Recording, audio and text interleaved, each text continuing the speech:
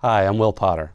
I'm a journalist, author, and senior fellow in the Center for Academic Innovation here at the University of Michigan, where I help both students and faculty become better storytellers. In this video, I'll be discussing diction, language, word choice, and your voice and tone. After you finish watching, be sure to check out the rest of the series, It's All Storytelling, to help you apply the techniques of powerful narratives in any discipline. A key technique when we're talking about any storytelling, it's a fancy word for it, diction, but it just means word choice in language. And I would extend that a little bit further to not just talk about your individual word choice in your language, but your sentence structure and your syntax. So, right out of the gate, what academics especially love, what lawyers love, what anybody in kind of insider communities, we love to use acronyms, right? It's supposed to speed up our conversation because you don't have to say the whole thing, you can just say a little bit of, the acronym that stands in for the whole. What it really does is it creates a divide between you and your potential audience. Because whoever doesn't know that acronym or just doesn't remember it, and that's me a lot of the times, and even in professional environments, because it's hard to keep everything straight. It's a roadblock in that narrative. It's going to trip them up. And it might trip them up to the point where they want to turn away and not engage with their story anymore.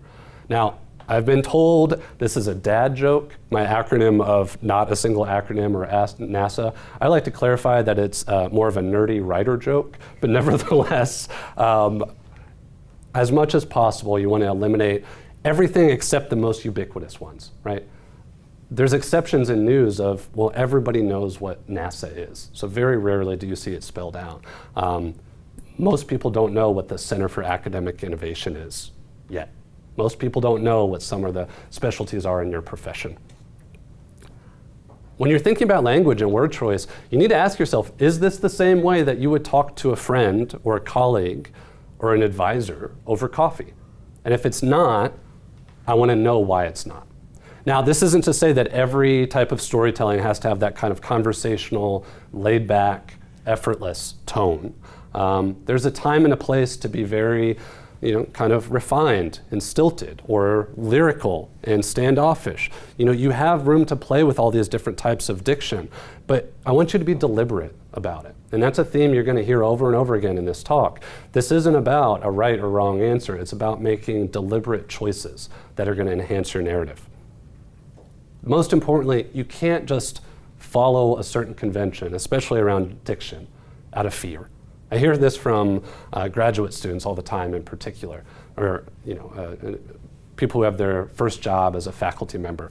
You got to publish. It's a requirement. Right? You have to be out there, you have to be in these publications, and as a result, these academic publications and these law journals teach you how to not write anymore, right? Because there's all these professional standards that we constantly feel like we have to meet, or otherwise we're not really up to the challenge in our discipline.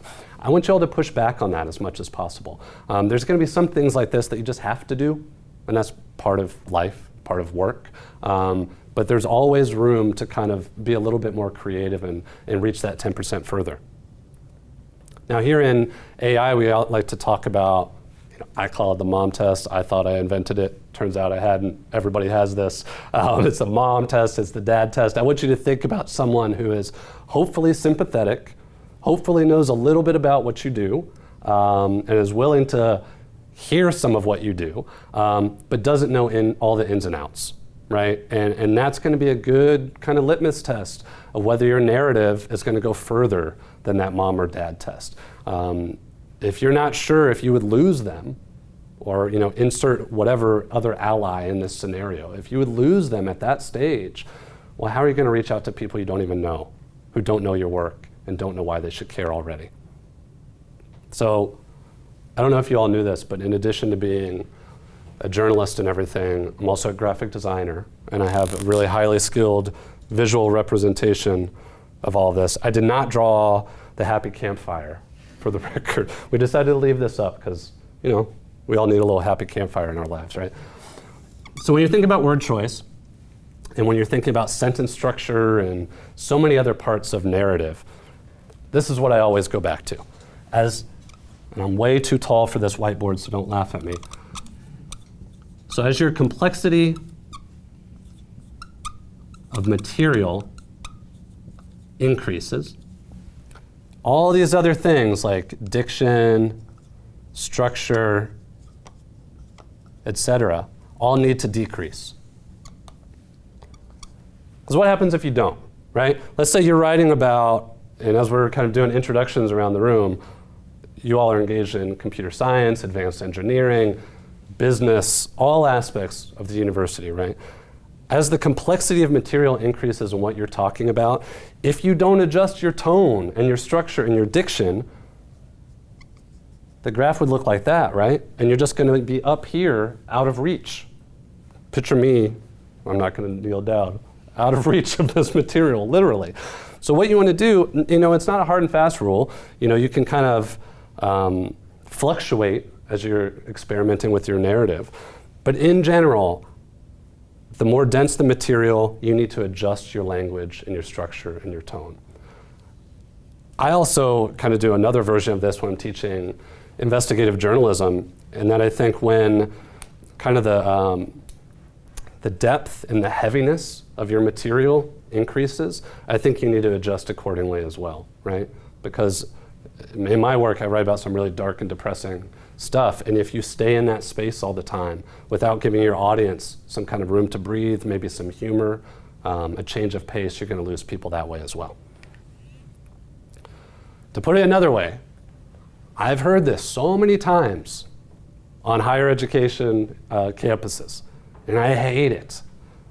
This thought that it's dumbing it down to take this huge body of information that you know and then to communicate it clearly, edit it tightly, and try to make your audience care. As if it's beneath us to not just make everyone drink from the fire hose and just dump everything we know about our discipline on them. It's not dumbing it down, it's more of the art of refinement and curation. Again, think about that tour guide approach. You're making decisions based on your expertise, based on your mastery and your knowledge about what precisely people need to know and how you can explain it to them. That's not the mark of dumbing it down, that's the mark of a professional and really a skilled storyteller. When we're talking about voice and tone, one thing that I think increasingly I'm seeing in a lot of different workplaces is that people seem to default to this institutional voice rather than what I would describe as an author's voice, right? So in other words, you have this individual personality, you have this individual way of approaching your work and thinking about the world, but then you got to sit down and write that white paper, or you got to sit down and write that academic journal article, or whatever the case may be, and all of a sudden, you're Mr. Roboto here and feeling really stilted and you're afraid to deviate from the norm. Which one of these as a reader would you rather pay attention to? Nobody's really kind of clamoring to read really stilted press releases from an organization or from a governmental body, right? That doesn't do it for us as humans when we're thinking about storytelling. As much as possible, you want to embrace that author's voice versus the institutional one. No matter what you're doing, though, it's important to just kind of pick it and stick with it.